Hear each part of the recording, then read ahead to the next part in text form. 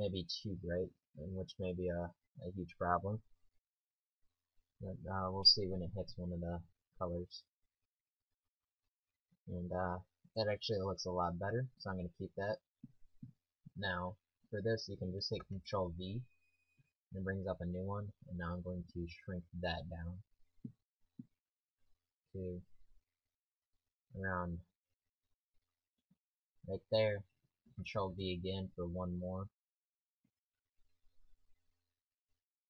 And I'm going to have that about close up to it, but not too close, like so. Now, something like that. About there. Now I'll go to, I guess I'll use a sphere. Yeah. Now you can just do whatever for that. So resize it. I'm gonna give these colors. I want the ball to be blue, the inner ring to be that color, and let's give this a lighter blue, like so. I messed that up.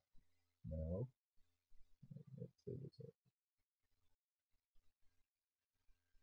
I'll just delete these. Yeah, there we go, that's better. And now if we render, it will take a bit, depending on your computer. You will get sort of this effect right here, hopefully.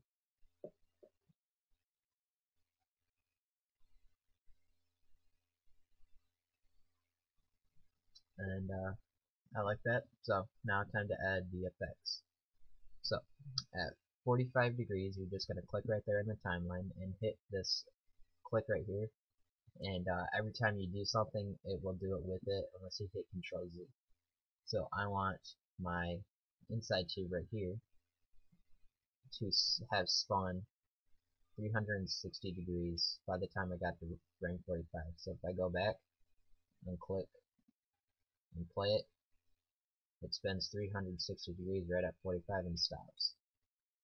Now, if I frame 90, I will have wanted it to spin that many degrees plus another 360, but have rotated this way about 1080. Okay. Now, if we play it all together, it does that sort of effect.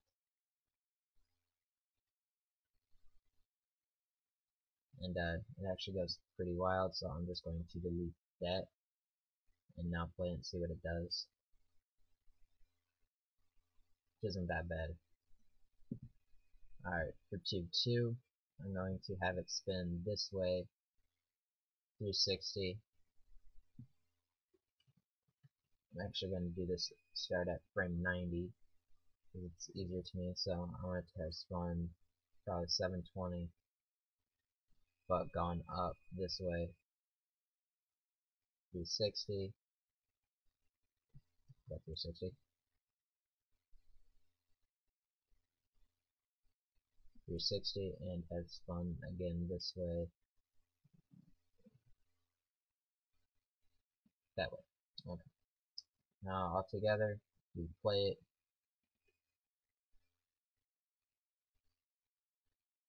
It has that. I'm going to go to the end of the frame again, go to my sphere, and have it spin 540 maybe. Now when we play it, you can see that spin. You can't see it in here, but it does spin. And now that we got that, I'm going to render it. And since we already had it set up, all you do is hit render. And as you can see, that previous one, and now it starts to render out. I'll see you back. Actually, that was a good thing. You see this right here? It shows a black. If you don't want that, it's because of the plane. I didn't stretch it out far enough. So you just have to simply stretch it out. I'm just going to go like this actually, and make it fill the screen. And there we go. Now I'll render it, see what happens. I'll write it. still doing it, so yes. Let's see. Let's try and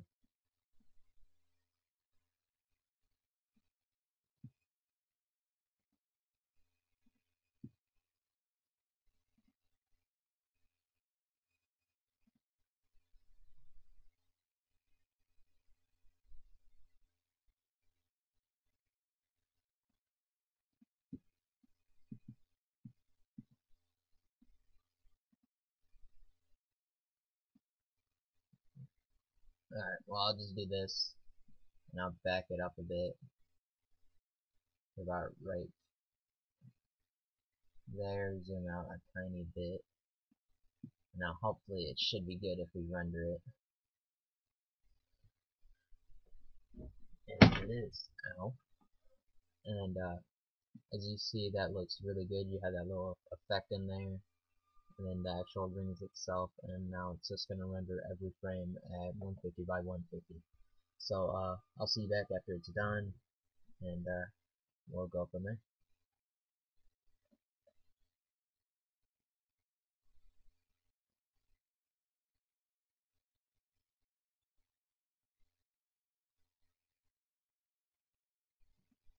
And now once we're in Photoshop, you're going to go to File, Import Video from Layers.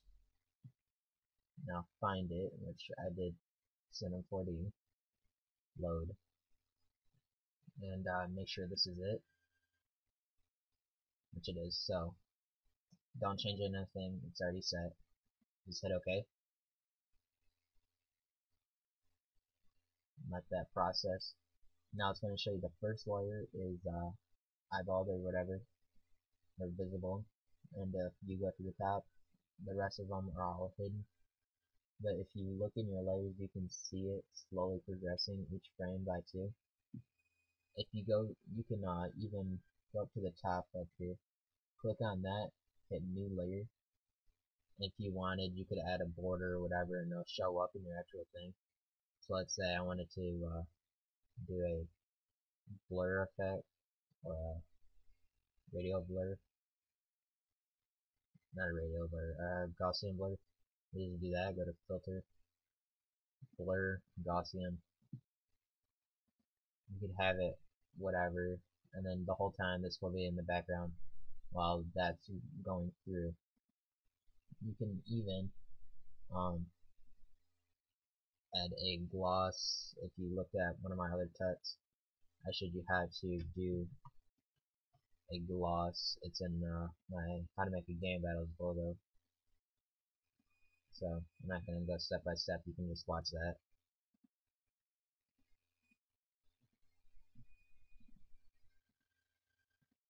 And now it is just fill it in with white.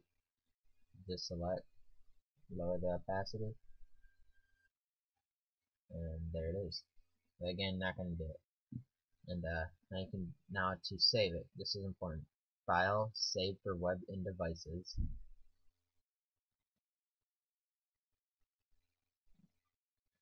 Make sure you have GIF, and you don't need to change anything. Make sure the looping option is forever. Now when you play it, it should show the full thing. Don't worry, this isn't the real quality. And now I just hit save. I'm just gonna name it Untitled 5. I'm gonna hit cancel actually. Apparently that already exists. I'm just gonna type in blah blah blah. Now it's gonna save, and you're set. Now you can just go up here, go to Tiny Pic, choose File, go to Videos, wherever you saved it. Now it's on C4D.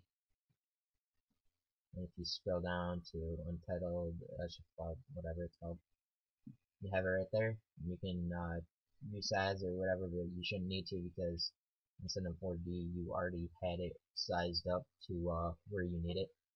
Uploading 90% done, and there you go. Now this is gonna be weird, but now I'm just gonna show these guys at DXT or whatever because I just showed them the full thing, and there it is. That's how you make an avatar, a spinning avatar in Cinema4D. As you can see right here, I had a previous one that looked pretty badass. Like so, and again, I'll just show you how to get that. And so, comment, rate, subscribe.